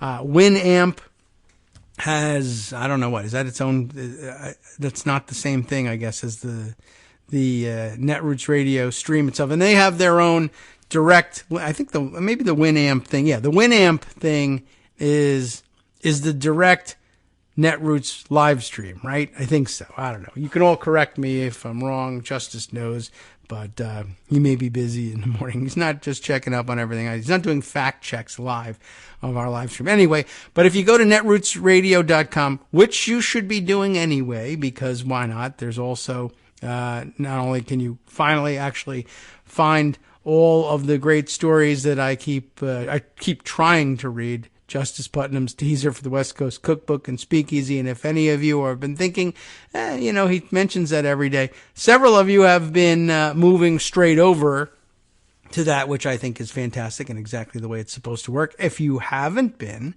well, then now's a great time to do it. But yeah, netrootsradio.com will, 1, bring you straight to their page, 2, show you what their playlist is every day so that you can decide how long you want to spend listening to the show and what else you might be missing if you turn off the live stream and then go on about your day. Why, you could be hearing more from the likes of, well, here's a long list of everyone that you can hear from each day.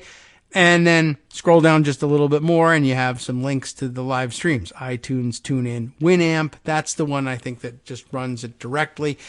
A lot of you are familiar with TuneIn, familiar with iTunes. That's your comfortable place to be when tuning in podcasts. That should be fine. If all else fails, or you're just tired of hearing what TuneIn is doing to the stream by adding ads in the middle of the content, the Winamp one will certainly stay commercial free other than the ones that we insert into these things. So you got that going for you there, which is nice. And, of course, down at the very bottom is you'll find opportunities to donate to keep the Netroots Radio operation going as well. Patreon, for instance, plus a lot of links to the friends and family of the Netroots Radio group. So don't leave them out of your, your holiday list, I guess, if you're giving out gifts. Once the election is over and you're still looking for more ways to give away money, if you're not already a subscriber here at the KITM Patreon page, or if you are and you're saying, well, I could certainly do more to support progressive radio, but isn't it enough already giving to this lunatic that I have to listen to every morning? You could give to the people who make it possible for us to, get inside your head in the day, Netroots Radio. And, of course, there are plenty of other great shows on the lineup that could also do with donations of their own, I am sure. As much as we'd like to take all of the money and just become billionaires and take over the planet, the likelihood of that happening, not so great. And it would be much better if there were more people saying sane things so that we won more elections and we wouldn't have to take over the planet. It would just be working just fine because you're listening to people and what they want and actually counting votes as opposed to outlawing democracy later on. You get the idea. So how about that? Simple enough, netrootsradio.com. Simple scroll, 2-3 flicks of the wrist, and you'll get the opportunity to find a different live stream if TuneIn is driving you crazy. Anybody know what they're advertising there? Would be interested to let you know. All right, let's see. Oh, now, ironically enough, Monica says, well, I missed the beginning of your response about this because it was in the middle of an ad. So it's happening quite frequently. I think they're doing it every, 20 minutes or so.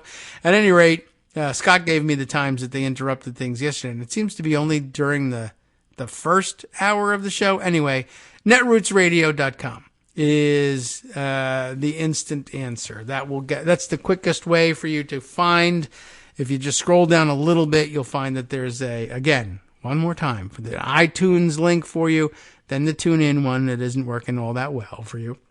And then Winamp will give you it'll give you the same stream that Athena 5000 is now parking on the KITM hashtag. So Monica, if you want to find the tweet from Athena, if you're not following Athena, which maybe you all should be following one another, she put it on the KITM hashtag, search for that. This is how I listen, and this address that shows up, netroots-main-1.stream.creek.fm. Everything else, .8000/stream. Hard to remember, hard to read. That's the same stream as the Winamp link on the netrootsradio.com page. So that's it. That's the easy answer. netrootsradio.com.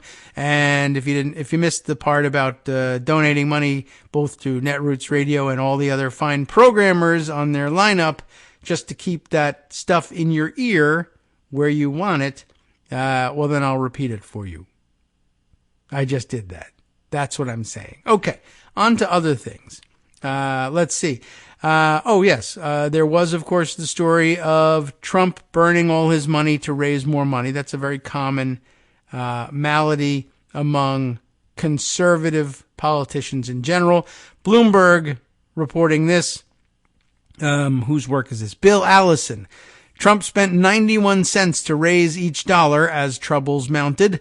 Trump spent $22 million to raise $24 million, his filing shows, and SMS, digital ads, and lists ate up most of his third quarter haul, but he doesn't really care about that because he's really, really rich. It's a big grift for the fundraisers. They're fine doing it, and he's fine paying it because he doesn't have any real political aims in his life. He just wants people to listen to him and do what he says. All right. Let's see. Scott has an answer for who is advertising in the middle of the show and not paying us for it. And the answer is Arby's.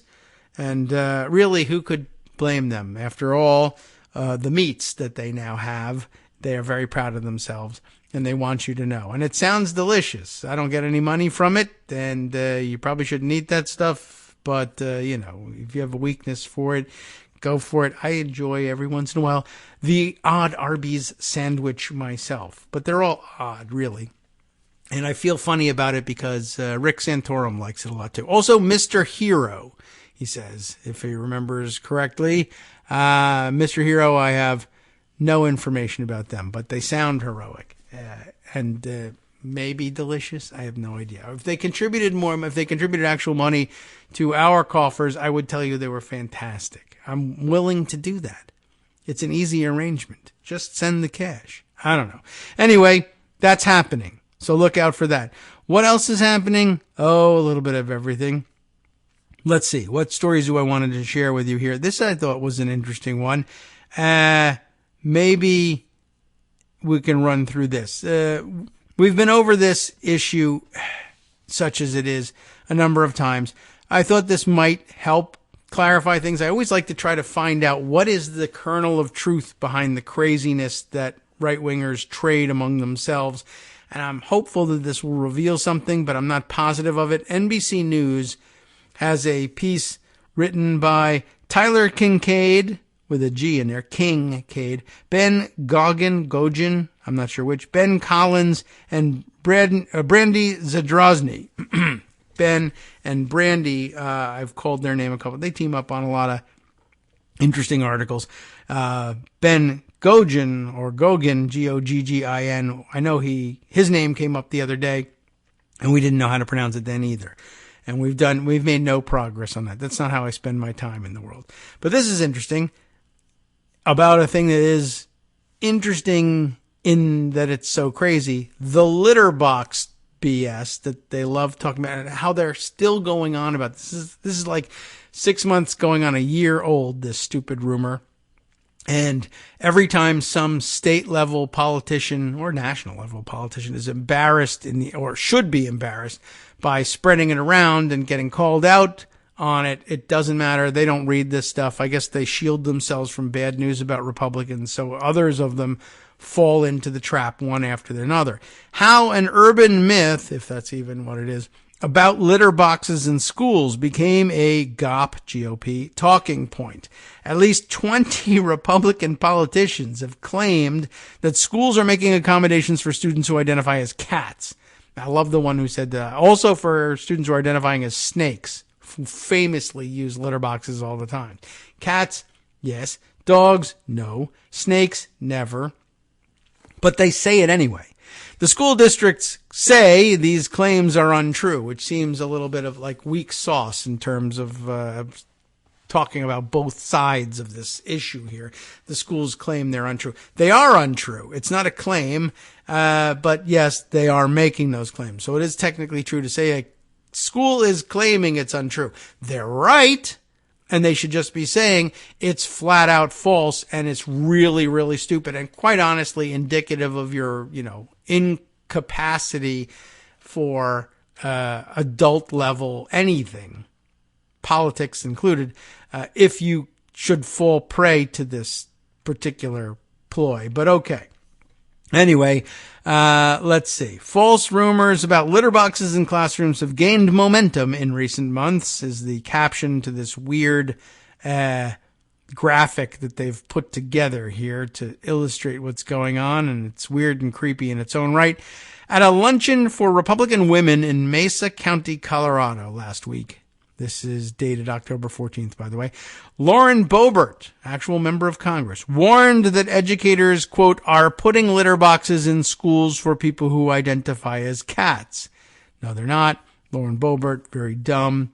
Easy to see how she falls prey to this. It's the dumbness that's doing it. To a person not steeped in the culture war battles over gender identity that have engulfed school districts nationwide, parents just want to have choices. It's the kind of claim that would sound bizarre and confusing, and from high-profile GOP members, authoritative. I see what you're getting at here. That's, of course, the hope of these high-profile GOP members. But in fact, like this particular one that we're talking about, Lauren Boebert, there's nothing authoritative ever that comes out of her mouth. It's ridiculous to think so, but there are still people who are caught up in, and I mean, NBC News is one of them. They're reported merely as, Representative Lauren Boebert, our Colorado, as opposed to crazy lunatic, weirdo lady who also claims to be a member of Congress and technically gets paid as one, but is still just a street corner screamer. Lauren Boebert says, and NBC News isn't likely to do that. The week before, on September 29th, Minnesota GOP gubernatorial nominee Scott Jensen asked during a campaign stop, I'm just asking questions, why do we have litter boxes in some of the school districts so kids can pee in them because they identify as a furry? Well, they don't. And during a legislative hearing last month in Tennessee, 2 Republican state lawmakers discussed the, quote, growing crisis. It's growing, all right, among you idiots. The rumor is growing, and the growing crisis is the number of supposedly functioning leaders in America who are adults and everything and have voting rights and can drive and can even make choices about their own medication, et cetera, haven't been involuntarily committed, really out there believing that this is happening. So, Tennessee, we also heard about other states along the way, but that's what's cited here. The growing crisis of public schools providing litter boxes for children who identify as cats, and claimed it's happening across the state. Help! Dramatic music.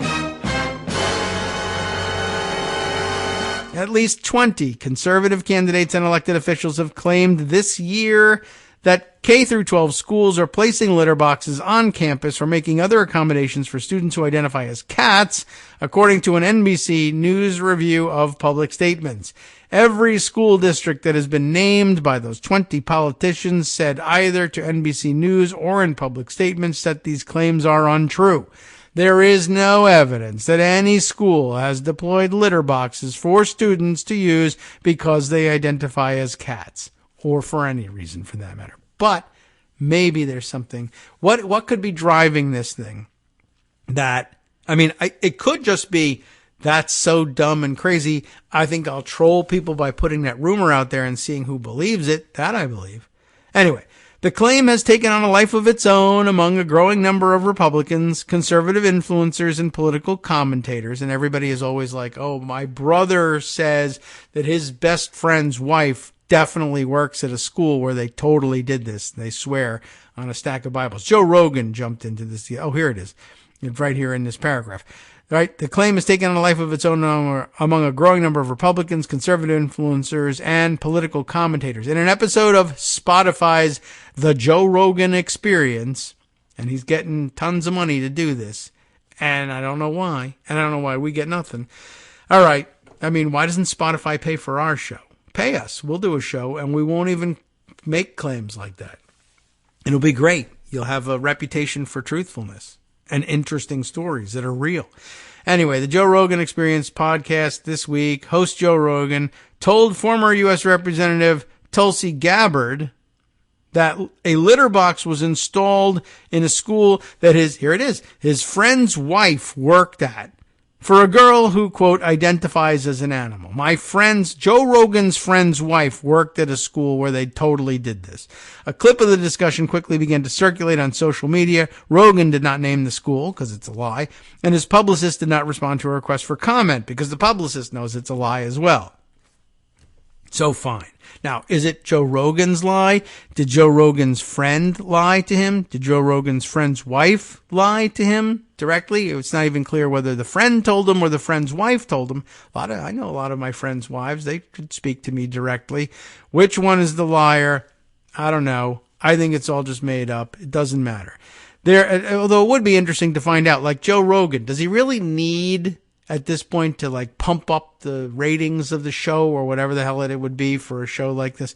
I don't know if it has ratings, but whatever it is, do you really need to pump it up by saying, it's not that I heard it from somebody. I heard it from my friend's wife. That's a real thing. Or could he just say, I don't know, I heard on the internet that this was happening, and does he need to embellish? My friend's wife had it happen. That's how true it is. I don't know. You imagine telling the story to somebody because, baloney. Or where's Greg on that one? Hey, you know what? There's litter boxes in the schools. That's bullshit. Exactly, right? No, totally. My friend's wife works at a school where it happened. Oh, your friend's wife. Well, everybody should know everything that there is to know about Joe Rogan's friend's wife. That convinces me. Anyway, the NBC News article goes on. There is a real subculture of people known as furries. A community of children, to some extent, but mostly adults, who role play as anthropomorphized animal characters, who, by the way, as part of their anthropomorphism, would probably use a toilet. But the vast majority of them still identify as humans. I think you can really say they all do.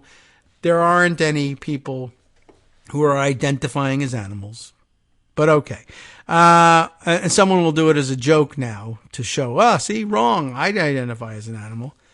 But while sometimes adopting animal-like persona and engaging in short-term role play, according to furries and experts on furries, I suppose, one of whom noted that there are no litter boxes at furry conventions. You might find that convincing all by itself. 3 school-age furries told NBC News that they have, at times, dressed up at school, typically wearing just a part of their full costume, such as a mask or gloves that look like paws, but they'd never heard of any furry asking for a litter box, because that would be ridiculous. At any rate, that has not stopped such rumors from circulating on social media, where they have been repeated like a game of telephone, often with descriptions of friends who supposedly saw such things firsthand. And it has not stopped some politicians from picking up these claims and using them to alarm people by saying that this is where protections for LGBTQ students will lead. What's most provocative about this hoax is how it turns on 2 key wedge issues for conservatives: educational accommodations and gender nonconformity, said Joan Donovan, research director at the Shorenstein Center on Media, Politics, and Public Policy at Harvard University and co-author of Meme Wars, the untold story of online battles upending democracy in America. The rise of the litterbox rumor shows the power of false claims that start on social media to shape political discourse, and it demonstrates how quickly some elements of truth can be twisted and mashed up with fully debunked assertions to create a viral narrative amplified by prominent politicians as well as commentators with large audiences. And it is interesting, the part of the dynamic that goes, well, I heard it from a politician. Now, they might be a state legislator or even a former United States legislator or just from an influencer like Joe Rogan. And you say, well, they wouldn't just lie about these things. They could have been misled. It might not be their fault, whatever. But these are people who trade on their reputation. If their reputation for, being a functioning adult comes into question, then they're finished. So they're not going to simply amplify these claims unless they at least believe that there's something to it. But as it turns out, they sell themselves very cheaply. And that assumption that you make about people who trade on their reputation is probably out the window at this point, particularly among Republicans or Republican leaners. You just, what they value is not their reputation per se. Or maybe it is. It's just that they don't care that their reputation is getting trashed by climbing on this rumor bandwagon because they'll just say, oh, Democrats made me do it in the end. You made me be a Nazi. You made me say that I believe this litter box nonsense. It's all your fault. And they get away with that. Anyway, it's only used to kind of sensationalize untruth and to harm our community, in particular our transgender, non-binary, and gender-expansive youth. I don't think I've heard that term yet. It said Nadine Bridges, executive director of One Colorado, an LGBTQ rights organization, when asked about the litter box rumors. Why would you attack our most vulnerable to get your point across, especially since the point is baseless?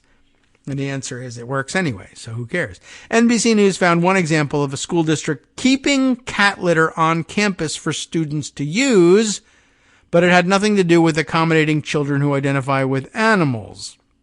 Did they go on and explain it here? I don't know whether they do. Oh, yes. Okay. Eventually they get around to it. So I'll keep reading. In Colorado, GOP gubernatorial nominee Heidi Ganal, that's, I think, the person who we ended up having to revive this story because of, insisted in several recent interviews that students were dressing and identifying as cats, disrupting class, and the state's schools were tolerating it. Some children, she alleged, would only communicate in barks and hisses. Her campaign declined to answer questions about Ganal's claims, but in one interview with local Fox affiliate, she suggested there's a lot of this going on in Jefferson County. Now, the Jefferson County School District disputed Ganal's claims and said its dress code prohibits costumes at school. The district, where Columbine High School is located, maybe you've heard of it, has been stocking classrooms with small amounts of cat litter since 2017. Why? As part, they say, of Go buckets. That's a different sort of go than I'm used to hearing when you say, like, I've supplied a go bag. A go bag is when I need to go, like, get the hell out of here because there's been an earthquake, a terrorist attack, whatever it is, natural disaster. All of my emergency supplies are in one bag and I can take it and go. But apparently they're talking about go buckets, as in you can go to the bathroom in this bucket. Why do they have it? Stocking this small amounts of cat litter as part of go buckets that contain emergency supplies in case students are locked in a classroom during a shooting. The buckets also contain candy for diabetic students, which you presumably take out of them before anybody goes in the bucket. It's dual purpose. But they're using the go thing actually, as like preparation, still like preparation, not preparation H that has more to do with the buckets, but preparing for disasters. Except the thing is, if it's for an extended lockdown, you're not going anywhere. So really the terminology of the go bucket, since the bucket doesn't go anywhere and it ends up being, you take out the supplies, put them elsewhere, you can fill that bucket with cat litter. In other words, the idea is if kids are locked in the classroom for extended periods of time because the school shooting that's happening is being responded to by the Uvalde Police Department and they refuse to actually go in there and kill the shooter, and they just let him go because they're afraid. That guy has bullets. We should look out. We have bulletproof vests and ballistic shields and guns of our own, but I'm afraid I'll get shot in the foot. We can't go in there. So you kids are going to have to A, be executed slowly over time, and B, poop in a bucket for a couple of hours. That's apparently what it's there for. Although I have my doubts about that, by the way. I might as well use the last minute of the show to say I think it serves multiple purposes, this cat litter. I don't know that there's ever been a report of a lockdown lasting long enough where kids were using cat litter in a bucket to relieve themselves while they were waiting for the Uvalde cops to show up. I think they were too busy to bother with that in Uvalde. My guess, though, is that in these extended waiting periods, you might need that cat litter to mop up blood and or vomit that ends up on the floor during a school shooting. Even if no one's been shot in your classroom, kids throw up during these live shooter situations because they're afraid of being murdered in their classroom because Republicans who are too worried about who's pooping where to do anything about guns won't help them do anything. Because, of course, the good guys with the guns will help you. When seconds matter, the police are minutes away, and then they'll spend hours in the hallway, apparently, waiting to go in, too. So there's a bigger problem than you think with the police. Anyway, I have a feeling that the cat litter in the classrooms, to the extent that it even exists, is there for very different reasons, and ones that they don't really want to talk about a great deal because it highlights the fact that they've done nothing about school shootings, and that the reality is that our kids live in situations where you have to have supplies on hand to clean up blood and vomit rather than taking the guns away from people who are maniacs. That's the reality of things. Well, anyway, this thing has gotten out of control with politicians just wanting to have a talking point, says John McDonald, former director of campus safety at Jefferson County Schools, who's now a school security consultant.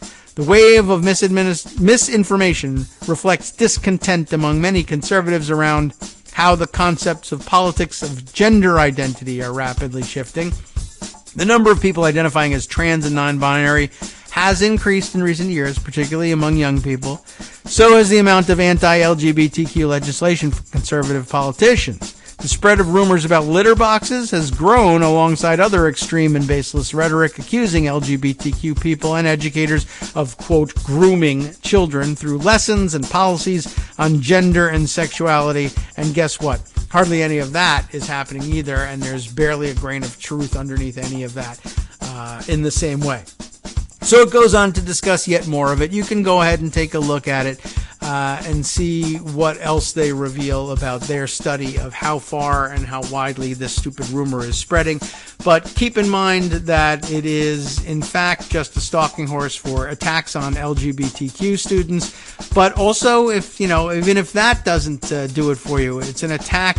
It's a diversion from the fact that they will do nothing to save children from being shot and murdered in schools. They actually are supplying stuff. Rather than taking guns away, we'll take up stuff for you to mop up blood on the floor and then claim that you're violating some other value of ours along the way.